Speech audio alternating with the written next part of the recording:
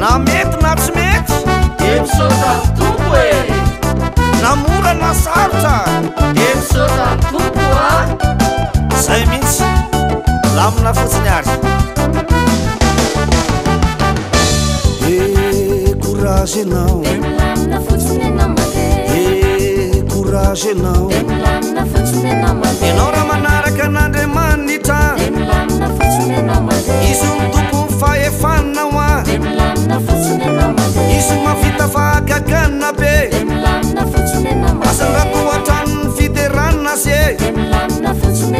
atao fitaolo se mahafaly anazy na hoenina tsy any valim-bavaka ny fitondran'andriamanitra de any akotry ny lanitra mety tsotakatry ny sainao a mahagaganao ny anaovany azy aba amin'ny farany anao mahita izy fa tsy fantatrao ny teknikany asa memotry anao raha manaraka azy aba resy lahatra ny fanaovana zo ya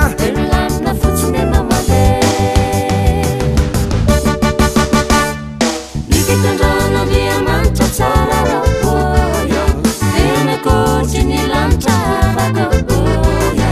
mety tsy takatry ny saina mamakokoya tanagakanao nanaovany azy mamako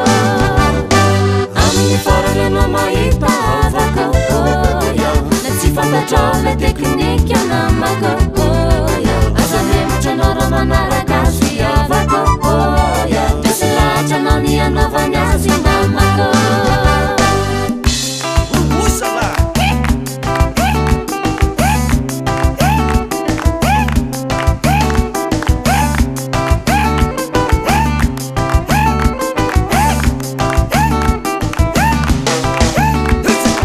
inona olaneo amintsika manaraka ny Jesosy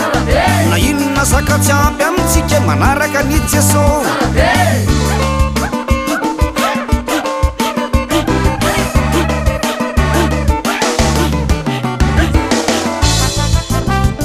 na mety na tsy mety baba halleluja sady zany